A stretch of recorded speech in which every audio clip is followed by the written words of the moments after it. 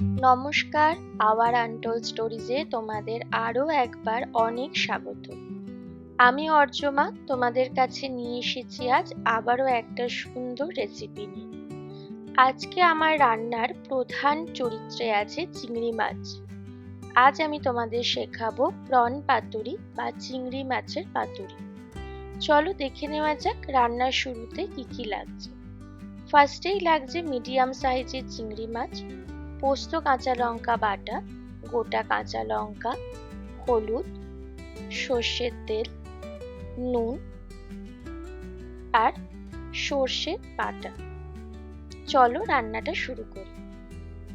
ও হ্যাঁ, দুটো কলা পাতাও লাগছে পাতুরিটা বানানোর জন্য। প্রথমেই আমি একটা ব্লেন্ডার বোল নিয়ে নিয়েছি, তাতে প্রথমে দিয়ে দিচ্ছি পরিষ্কার করে ধুয়ে রাখা চিংড়ি মাছ আর গোটা কাঁচা লঙ্কা।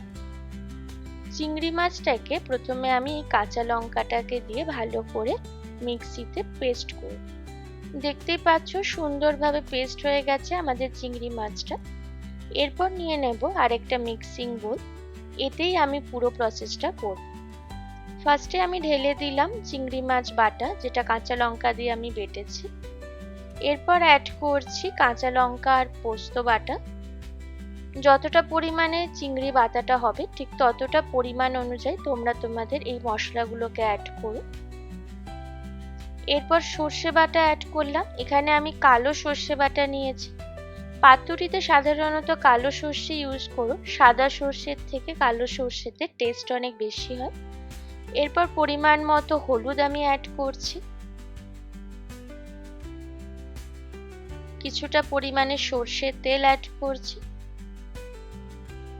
পাতুরির মেন যে ঝাঁঝালো ফ্লেভারটা আসে সেটা এই সর্ষের তেল আর সর্ষে বাটা থেকেই আসে, তাই বেশ অনেকটা নিয়ে নিলাম। এরপর আমি অ্যাড করব নুন পরিমাণ মতো। তোমাদের এই মিশ্রণটা যতটা হবে ঠিক ততটা পরিমাণে নুন অ্যাড করে দিও। এরপর এই সমস্ত ইনগ্রেডিয়েন্টসগুলোকে আমি ভালো করে মিশিয়ে নেব বা ফেটিয়ে নেব বলতে পারো। ভালো করে মিশানো হয়ে গেছে, দেখতে পাচ্ছ এই সমস্ত উপকরণগুলো। এরপর আমি চাটু বসিয়ে দিয়েছি কড়াইতে, আর প্রিহিট করে কলা পাতাগুলোকে একটু এপিট ওপিট সেঁকে নিচ্ছি।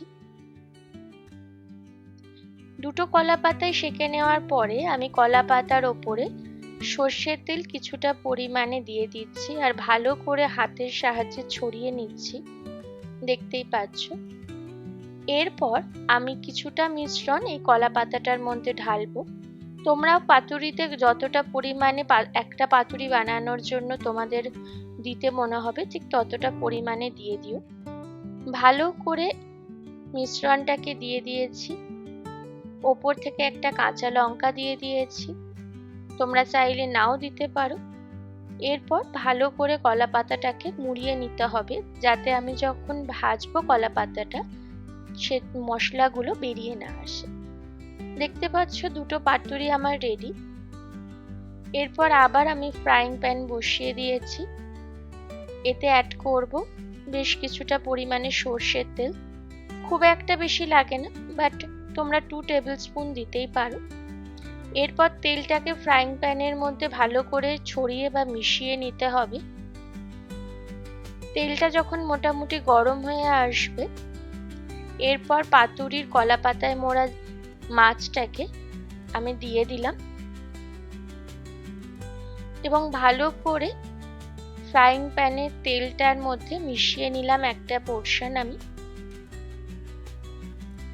এরপর এই এক পিঠ ভালো করে হবে, তার জন্য আমি একটু ঢাকা দিয়ে দিলাম।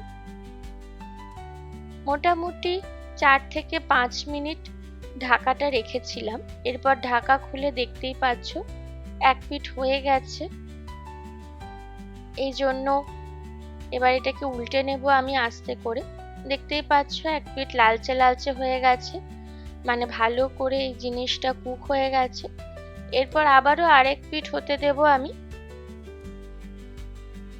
আর এই পুরো প্রসেসটাই তোমরা লো ফ্লেমে করো, হাই ফ্লেমে করো না, তাহলে কলা পাতাটা জ্বলে যাওয়ার চান্সেস থাকে বা এই মশলা বা মাছটাও পুড়ে যাওয়ার চান্সেস থাকে।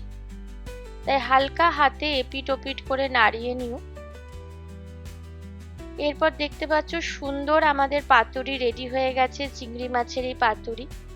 গরম ভাতের সাথে পরিবেশন করো নিজের বাড়ির মানুষদের, বা কখনো নিজে বানিয়ে খেও, খুব সুস্বাদু হয় খেতে। আমরা ন্যাচারালি ভেটকি মাছের পাতুরি বা ইলিশ পাতুরি খেয়ে থাকি, কখনো এই চিংড়ি মাছের পাতুরি বানিয়ে খেও। এটাও অত্যন্ত লোভনীয় এবং সুস্বাদু হয়। ওপর থেকে কাঁচা সর্ষের তেল ছড়িয়ে দিয়েছি। খুব সুন্দর টেস্টি এই রেসিপিটা বাড়িতে বানিয়ে খেও, আর কমেন্ট বক্সে লিখে জানিও তোমাদের কেমন লাগলো। আবারও খুব তাড়াতাড়ি নতুন একটা চটজলদি রেসিপি নিয়ে চলে আসবো।